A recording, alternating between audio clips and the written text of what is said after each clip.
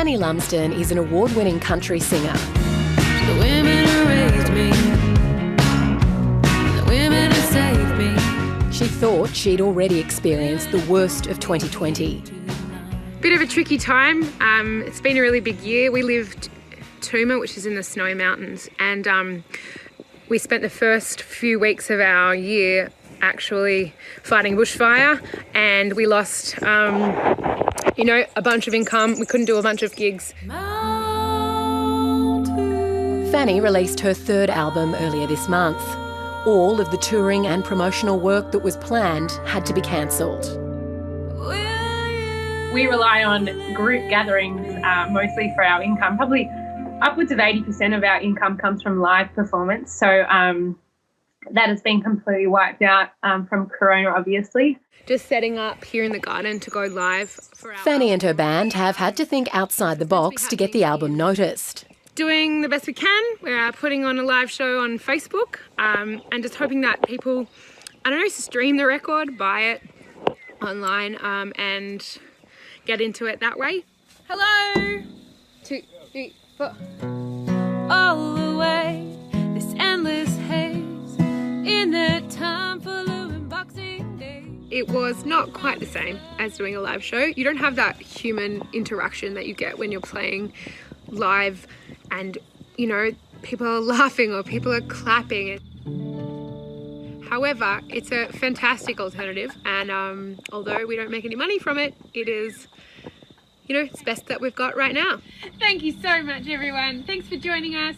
Well, we're a creative industry, and I think we will respond, and you will see a whole range of things emerging. But I think the key thing is that people, during that still have to pay their bills. And if you're putting stuff online and you're not being paid for that, then you're not paying your bills. Evelyn Richardson from Live Performance Australia estimates 500,000 people have been affected across the arts industry.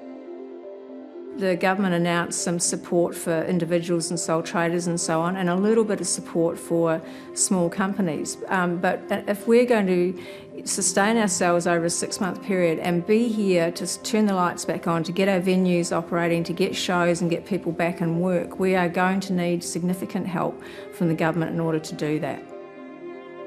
I think there's a lot of fear, there's a lot of confusion. People are just coming to terms with the fact that their lives have been, wiped out for the next little while.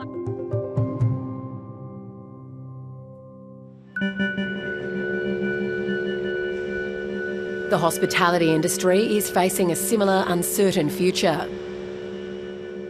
So 10 o'clock Saturday night, we've just finished up, and we're probably going to pull the pin on it tonight. Overall for the week, we're 80% down. Matt McConnell's Melbourne restaurant is normally booked out. He shut the doors on Saturday and has no idea when he'll be able to reopen. It stops us from sleeping, stops us from eating. Really, really hard to navigate a clear decision in your head because you're just completely using your brain the whole time to try and, what can I do to save this business? What can I do? And each way we've manoeuvred, we've hoped we've done the right thing for ourselves and our staff.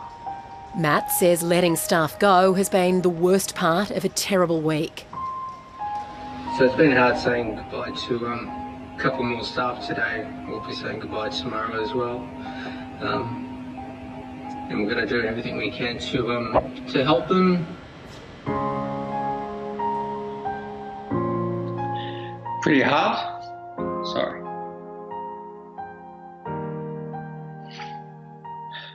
Yeah, pretty hard.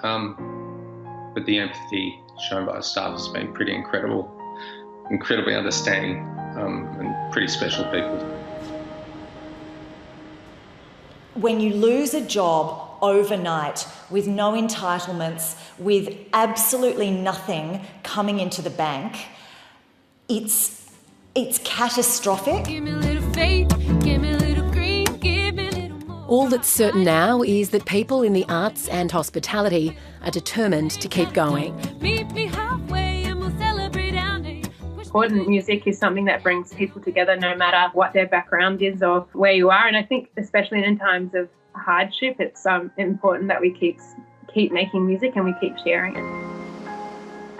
I haven't lived my dream for 14 years for it just to finish in a week, and we're going to work really, really hard. We're going to put everything that we possibly can into it to get it back, and to get people back through the door with the incredible staff that we have employed.